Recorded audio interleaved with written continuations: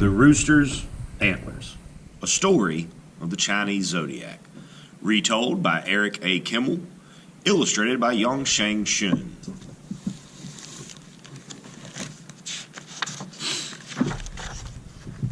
Long ago, when the world was new, the Jade Emperor created a calendar to measure time. He said, "I will name each of the 12 years in my calendar after an animal. The wisest, the bravest, the swiftest, the most beautiful animals will be chosen."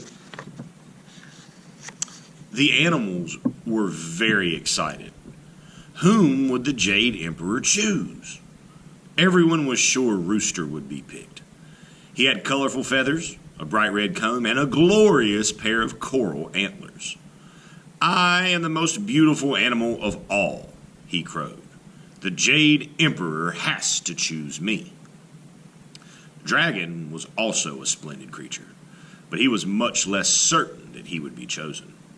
Dragon had a bald head and was very sensitive about it. "I wish I could do something about my head," Dragon complained to his friend Centipede. "Nobody ever looks at my colorful scales, my rippling mane, or my magnificent tail. They just stare at my head. If I had antlers like Rooster, no one would notice that my head is bald." Centipede was a sly, worm-like creature, without the many legs and stinging jaws he has today. He was always scheming and telling lies about the other animals. His only friend was Dragon, who felt sorry for him. "What would you give me if I got Rooster's antlers for you?" Centipede asked Dragon. "I'd give you many legs and powerful jaws," Dragon said. "You wouldn't need me to protect you. You can defend yourself." "Good," Centipede exclaimed. "I'd be fierce and powerful. All the other animals would be afraid of me. They'd have to do whatever I told them, whether they liked it or not. Don't worry, Dragon. I'll make sure the Jade Emperor picks you. You'll be wearing Rooster's antlers." Centipede crawled away to visit Rooster. "What do you want, Centipede?" Rooster snapped. "Dragon needs a favor," Centipede whined. "You know how ashamed he is about his bald head. He is embarrassed to let the Jade Emperor see him. But if he were wearing your beautiful antlers, no one would notice that he is bald. So Dragon wants to borrow my antlers. Very well, he can have them." Rooster had a generous nature. He also knew he was certain to be chosen by the Jade Emperor, with or without antlers. "Dragon can keep my antlers as long as he needs them," said Rooster. He assumed Dragon would send them back after the Jade Emperor made his choice. Centipede grinned as he took the antlers from Rooster. These were exactly the words he wanted to hear. "Thank you, Rooster. Dragon will be so grateful." Centipede hurried back to Dragon. "Here are Rooster's antlers," Centipede told him. "He says you may keep them as long as you need them." "Rooster is very kind, and you are very clever to get me his beautiful coral antlers," Dragon replied as he fitted the antlers onto his head. He looked at himself in the mirror. "How splendid I am! No one will notice my bald head now." He turned to Centipede. "I will give you what I promised. Crawl into my magic jar." Centipede crawled into Dragon's magic jar, and Dragon filled the jar with earth, air, fire, and water. He sprinkled it with golden scales from his tail, then waved it toward the 4 directions: north, south, east, and west. Dragon banged a gong. "Come out, Centipede!" When Centipede emerged from the jar, he was a different creature. He no longer crawled on his belly. He had many legs to carry him. He no longer wheedled and whined. His mouth had held powerful, stinging jaws. Centipede ran around in circles, exercising his new legs, snapping his jaws at passing flies. Thank you, dragon. Now I am fierce and powerful. All other animals will tremble before me. Don't brag, Centipede, Dragon cautioned him. Even when one is mighty, it is still important to speak softly and act modestly, because you may not be as mighty as you think. Soon afterward, the Jade Emperor summoned the animals to his palace. As Rooster preened and strutted before the mirrors, he noticed Dragon wearing his antlers. "How splendid you look," Rooster said politely. "Thank you," Dragon replied. "It's the antlers." "I know," thought Rooster. "I made a big mistake. I should have kept those antlers for myself." The Jade Emperor looked at all the animals. Finally, he announced his choices. Rat was chosen for his cleverness, ox for his strength, tiger for her fierceness, rabbit for her gentleness, dragon for his wisdom, snake for her cunning, horse for his swiftness, ram for his courage, monkey for her intelligence, rooster for his beauty, dog for her loyalty, and pig for his good nature and common sense. The 12 earthly branches of the cycle of the years will be named after these noble animals.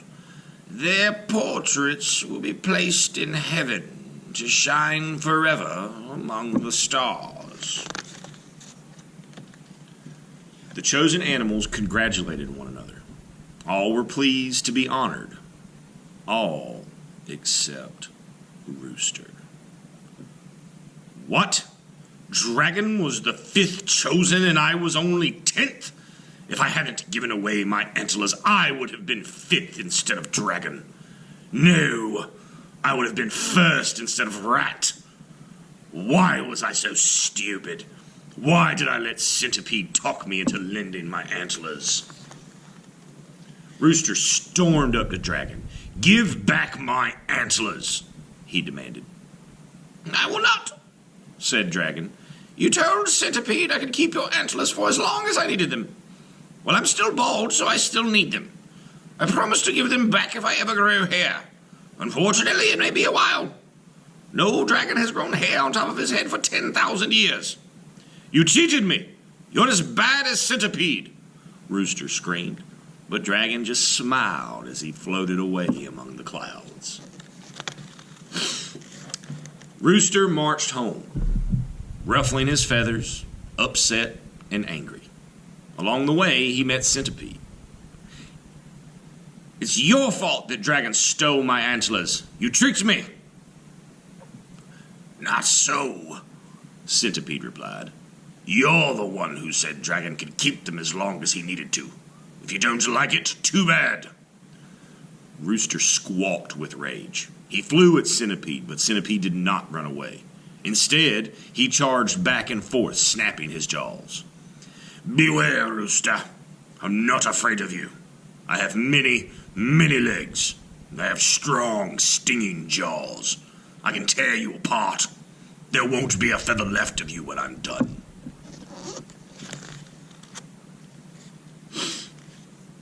"Why, you arrogant little worm," Rooster crowed. "First you steal my antlers, now you threaten me." Centipede should have remembered Dragon's words of warning. He was not nearly as ferocious as he thought.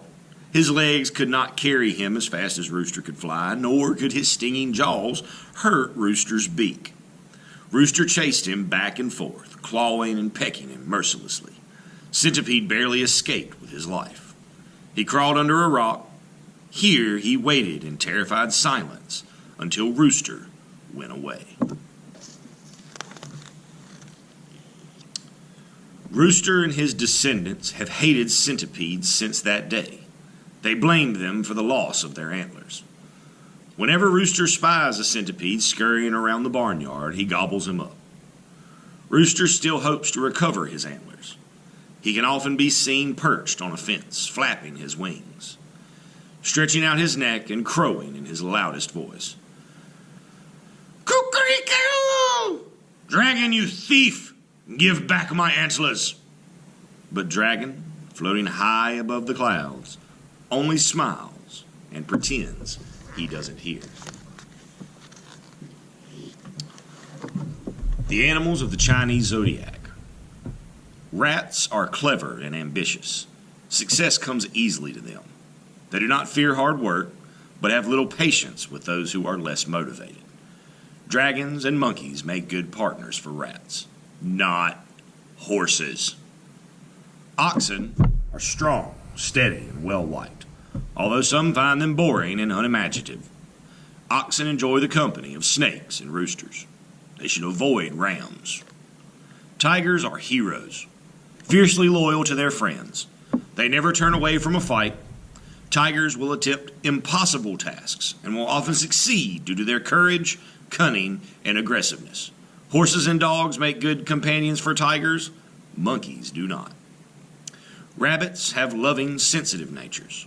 They want everyone to be friends. Rabbits make good counselors and peacemakers, but they often have difficulties standing up for themselves and worry too much about what others think. Rabbits enjoy the company of rams and pigs. They do not get along with roosters. Dragons appear terrifying at first, but those who take the time to know them quickly learn that they are wise, energetic, and imaginative. Dragons inspire others with their own enthusiasm, which makes them natural leaders. They do not do well in situations where they have to share power or consult with others. Monkeys and rats enjoy being on dragons' team. Dogs do not. Snakes say little and do much. They pursue their goals with quiet intensity, never giving up until they achieve success. Snakes prefer to work alone. If they must have partners, it is best to choose roosters or oxen, never ever pigs. Horses are friendly and well-liked. Although they can lose their tempers when they don't get their way, they get along best with dogs and tigers. Rats should be avoided. Rams are brave, creative, and have a fine sense of style. They may become fearful when they feel unsure of themselves. Rabbits and pigs make good friends.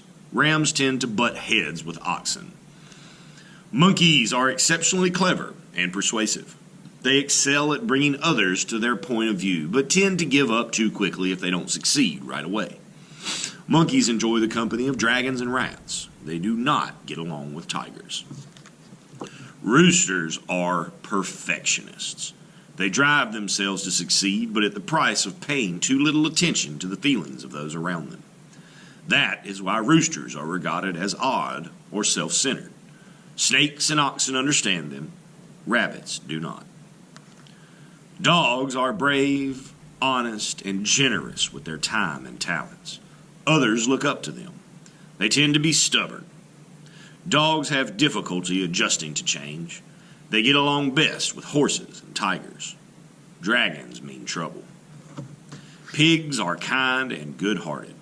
Nonetheless, they often act without thinking and get angry when events don't work out as they hoped. Pigs make friends easily with rams and rabbits, but not with snakes.